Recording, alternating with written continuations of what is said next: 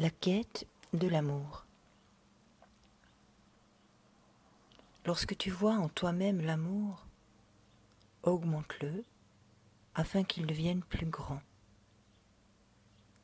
Quand tu perçois en toi-même une recherche, va et ne dis pas quelle utilité y a-t-il dans cette démarche. Va et l'utilité apparaîtra. Extrait du livre du Dedans, chapitre 60. Voir l'amour en soi. L'amour pour qui? L'amour pourquoi? Pourquoi l'amour? L'amour de qui? De quoi? De quel amour s'agit-il? Amour divin ou amour humain? Peu importe. L'amour est l'amour. Ils procèdent de la même source. Vouloir les distinguer revient à la séparation et éloigne de l'amour.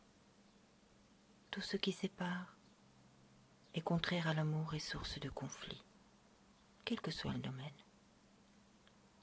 L'état d'amour, chacun l'a vécu, à commencer par la relation à sa mère, le temps de la gestation et de la toute petite enfance. C'est vrai pour chacun, sans exception. C'est même la plus forte relation d'amour que nous ayons vécue. Adulte pourtant, l'être humain rattache l'amour, le plus souvent, à ses seuls sentiments, à la satisfaction de ses aspirations, de ses désirs, de ses plaisirs. Il recherche l'amour chez un partenaire et tourne sa quête vers l'extérieur. Il est vrai que nous avons tous une responsabilité dans notre engagement face à la vie. Il est vrai aussi que nous avons tous une nostalgie, plus ou moins consciente en nous, d'un amour unique. Donc que nous recherchons l'amour pour combler un vide, que nous attendons de quelqu'un qu'il satisfasse cette nostalgie, il y a bien des risques que la déception et la désillusion soient grandes et douloureuses. Il y a bien des risques que l'effet soit à l'inverse de ce qui est recherché. Le plus souvent, la colère vis-à-vis du partenaire incapable de satisfaire cette attente est démesurée et destructrice, source de jalousie, de haine, de violence et de frustration. La personne se retrouve dans une vulnérabilité et une sensibilité émotionnelle exacerbée. C'est alors que peut se profiler, quand la souffrance est si grande et forte, où le désarroi soudain est profond, un retournement vers le divin. De cet amour insatisfait naîtra une nécessité, un besoin d'âme, la quête du divin. Il se peut aussi, fort heureusement et tout simplement, que la beauté et la force d'une relation d'amour avec un partenaire propulsent dans cette quête spirituelle. La création est une histoire d'amour, de pureté, une histoire difficile à imaginer et plus encore à accueillir simplement. La quête du divin, pour le commun des gens, passe naturellement par l'expérience physique, relationnelle. C'est une loi divine. Elle invite peu à peu à une conscience et à des valeurs différentes.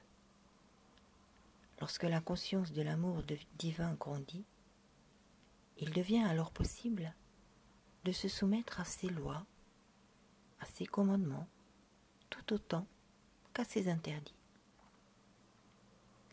La quête devient alors intérieure. L'individu se tourne vers la source. Il connaît alors la soif. Augmenter l'amour en soi, c'est oser dire oui au souffle divin jusque dans les plus petits recoins de ses cellules. C'est oser quitter les peurs, les doutes, les crispations.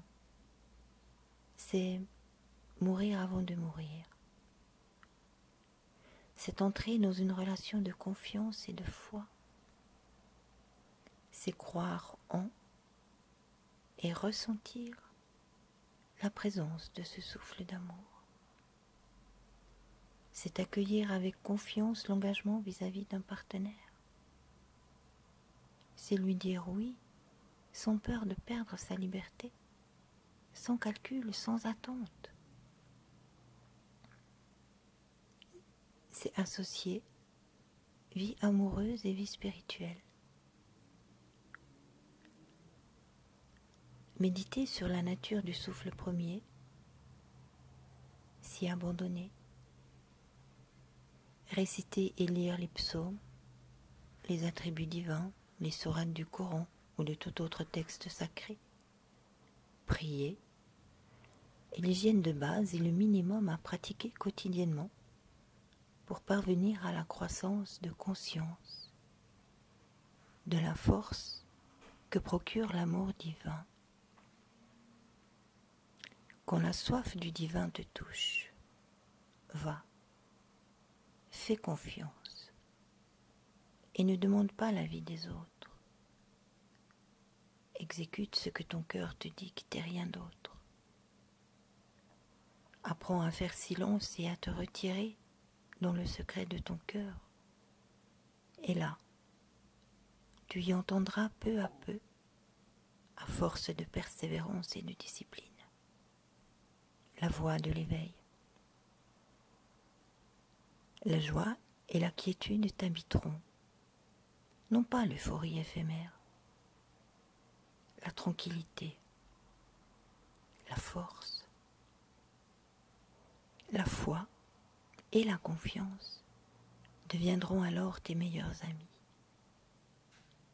Tu te surprendras dès lors à aimer ce qui est là, tout près. Les gens, la vie, les situations, les difficultés, les joies, ce que tu croyais que tu ne pourrais jamais aimer. C'est ça, augmenter l'amour pour qu'il devienne plus grand. C'est avoir encore de la place dans ton cœur pour plus d'amour.